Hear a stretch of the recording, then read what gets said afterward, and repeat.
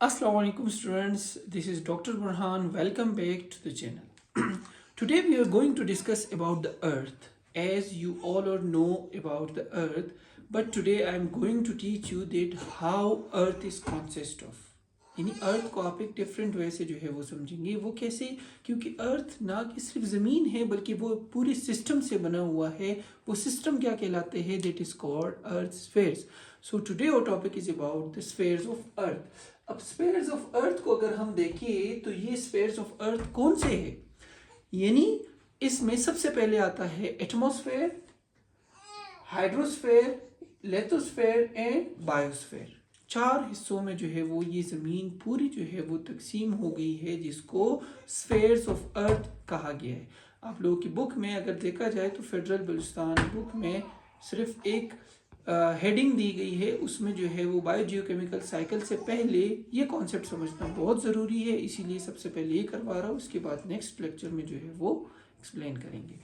अब एटमॉस्फेयर अगर हम देखें तो ये जो लेयर ऑफ अर्थ है ये किस चीज से बना है? एयर से। यानी अब एयर को अगर हम देखें that is the mixture of gases है। यानी जो गैसेस हम देखते हैं उसी गैसेस का एक मिक्सचर है। अब वो गैसेस कौन कौन से हैं? तो उसमें 78% जो है वो नाइट्रोजन है, उसमें 21% जो है वो ऑक्सीजन है एंड 1% जो है वो जो रिमेनिंग गैसेस आ जाते हैं, अदर गैसेस, वो जो है वो सारे इसमें आ जाते हैं। तो ये कंप्लीट हमारा एटमॉस्फेयर जो है वो इन किस्म की गैसेस पे मुश्तमिल है।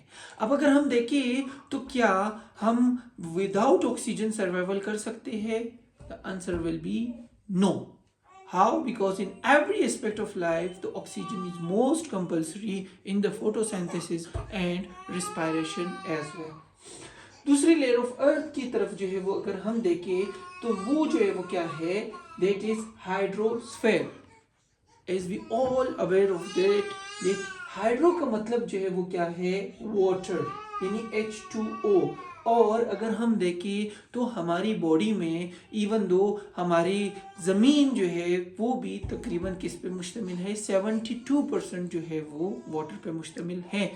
अब इन वाटर पे यानी पूरी ज़मीन में जो है वो सबसे ज़्यादा अमाउंट किस चीज़ की है? वाटर की है। वो किस में है? Water, river.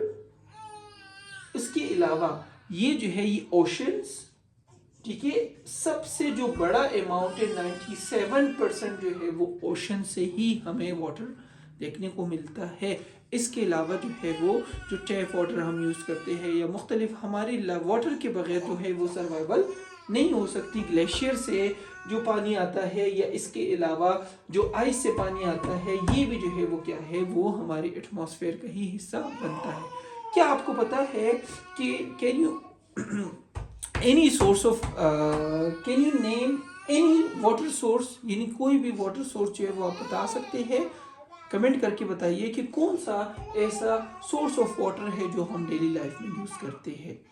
अगर थर्ड लेयर की हम बात करें तो थर्ड लेयर इज लेथोस्फेयर, ठीक है। लेथोस्फेयर जो है वो क्या है? ये एक ऐसा स्फेयर है ज़मीन का या अर्थ का जिसमें जो है वो सॉलिड यानी रॉक, माउंटेन्स या इस किस्म की चीज़ें जो है वो पाई जाती है, जिसमें सॉइल भी जो है वो आता है। टाइप्स ऑफ सॉइल फिर मुख्तलिफ जो है वो होते हैं। एग्रीकल्चर के लिए अलग किस्म का सॉइल होता है। रॉक्स जो है वो अलग किस्म के जो है वो बनते हैं। माउंटेन्स जो है वो हमारे पास डिफरेंट रॉक से जो है वो बनाए जाते हैं, बनते हैं। अब अगर थ्रू आउट हम देखें तो लेथोस्फेयर में जो है वो एग्रीकल्चर भी जो है वो इस पर डिपेंड करता है। इसके अलावा बाकी भी जो हमारे एटमॉस्फेरिक स्फेयर्स है वो भी सारे इंटरडिपेंडेंट है, उसको भी जो है वो साथ में डिस्कस करते हैं। लास्ट वन में जो है वो आता है बायोस्फेयर। बायोस्फेयर जो है वो क्या कहा जाता है? बायो का मतलब क्या है? लास्ट वीडियो में भी हम डिस्कस कर चुके हैं कि बायो का मतलब क्या है? लाइफ या लिविंग ऑर्गेनिज्म।